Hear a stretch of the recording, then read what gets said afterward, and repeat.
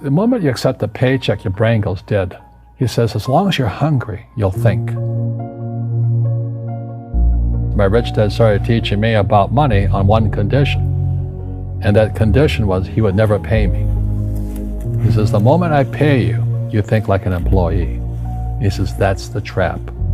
Entrepreneurs work for free.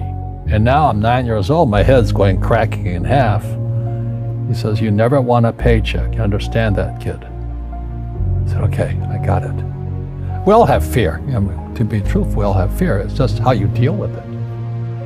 And Einstein said, imagination is more important than knowledge. But knowledge empowers imagination. You've got to have the basic knowledge of taxes, debt, financial statements, and all that. If you don't want to learn it, I can't help you. So my poor dad never wanted to learn what my rich dad was teaching me. And what most people lack is real business knowledge. You got to know that stuff, but they don't teach it in school to anybody. The school system was designed to teach you to be an employee, which is important, or a doctor or a lawyer, a specialist, but never about money. Poverty is passed on. It's taught in your families. And middle class is taught in families. And so the people right now who are sitting at home, who are struggling financially or worried about money or unhappy, they may be making a lot of money, but unhappy with what they're doing, it was probably taught to you. Do the rich people cringe and say, don't tell them that, Rob? Yes. Don't tell people what you know.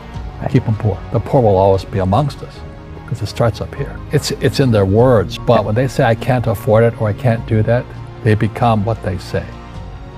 And I meet so many people, I can't afford it, you think I made of money? And my rich dad would say, that's why he's poor. Poor people say, I can't afford it, I can't do that, I don't have time. Because it's an escape. It's easy to say, I can't afford it. Oh, I'm too tired. Oh, I can't go to the gym. When you could go to the gym, but no, I can't. Truth is, I'm just too lazy to go to the gym. But the thing is that we become creatures of our own habits. And until we break the habit, we don't change.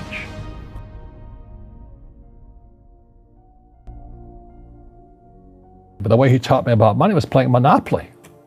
And finally one day I got upset. I said, well, when are you going to teach me about money? He says, what do you think we're doing? We're playing Monopoly. He goes, no. What do you think we're doing?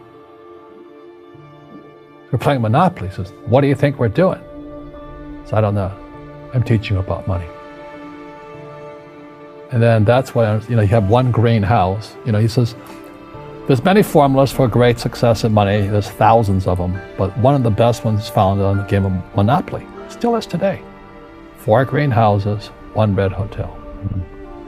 I said, what? He says, one of the greatest ways to acquire great wealth is playing Monopoly in real life. 4 greenhouses, 1 red hotel. Well, is that all there is? He goes, that's it. And he says, what do you think I'm doing? And I went, I don't know. So then he took me out and he showed me his greenhouses. And 10 years later, when I was 19, I was now in school in New York, and I come back to Hawaii, and Rich Dad had bought the biggest piece of land smack dab in the middle of Waikiki Beach. And when you go to Waikiki Beach today, you'll see the Hyatt Regency Hotel. That was his hotel. Just like the game of Monopoly. Just like the game of Monopoly. Acquired assets and they became bigger assets. He just kept what's called an assemblage, because that property wasn't that big at that time. So he had to buy out all the small guys.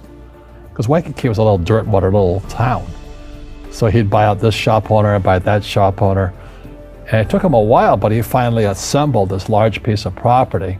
And then he and Hyatt put up this giant hotel. And it just sold for $800 million. So that's how I learned about money. And then Rich Dad Poor Dad came in '97. And the story goes, every publisher turned me down. They said, you don't know what you're talking about. Because they said savers were losers, your house is not an asset, and the rich don't work for money. And so the publishers are like my dad, academic superstars, they're A students in school. And so they turned the book down. And it took going by self-published route. A lot of network marketing companies picked up the book, like Amway and those guys, and they picked up the book to help recruit because it's about financial independence. They're about the same thing I am. And then Oprah called in 2000. And then the next thing I'm on Oprah, and I went from obscurity to world famous, overnight success in 2000. And the book has been on the New York Times bestsellers for 7 years until the New York Times took it off. They said it had been on too long. But as you know, most people in publishing or journalism, they're on the other side of the coin of capitalism, So they don't like guys who make money. And that's like my poor dad's side. So that's kind of the story. And, I play a Monopoly in real life. I don't need a job. I don't have a retirement. Don't need a retirement. I don't want the government to take care of me. But I felt a social responsibility to teach. And that's what my rich dad did for me. And the average person, the reason they're poor is they haven't failed. They play it so safe. They haven't made any mistakes like they taught in school. That means they don't learn anything. That's why the school system's actually fundamentally corrupt. It's anti-education. Right? Don't make mistakes and don't ask for help. And if I didn't ask for help, I have my accountants, my attorneys, my bankers, and all that. I go into business like a rugby team. Boom, boom, and we kick butt. But the average guy is standing there, I'm an A student, I'm going to do this all on myself, and a bunch of rugby players run you over, and you go, well, they're not playing fair. You're playing stupid. You should have a team. You should have accountants, attorneys, and bankers, and all that stuff. But that's not the game I want to play. I said, then don't play the game. The game of business is played with accountants, attorneys, bankers, hate to say it, politicians. You got to know the game. So what I say to young people is, you find your game. So my game financially is business, number one. Second is real estate. And that's why I pay no taxes. Legally, it is a combination of business and real estate that gives us an unfair advantage over employees because they don't know what to do. Your super ego was taught, get a job, work hard, or you'll never be rich, or the rich are evil, or whatever. And until you change your mindset, Correct. Money won't help you, right? Correct. And we see that with people that win the lottery, people that make more money, they still have the same problem. Right. Because they have that poor man's soul. Correct. If you're poor, you'll always be poor. That's really hard for people to understand. Yeah, the money will disappear that fast. Just like most pro athletes, they make millions of dollars, and 65% are bankrupt 5 years later. It's because they come from poor families. Now you tell them that, they get very angry at you. It's the rich fault. It's you guys ripped me off and government ripped me off. But unfortunately, what Mr. Lipton was saying,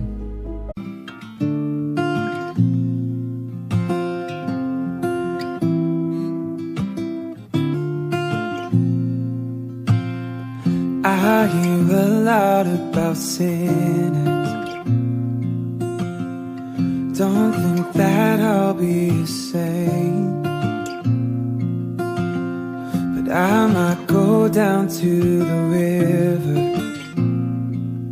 'cause the way that the sky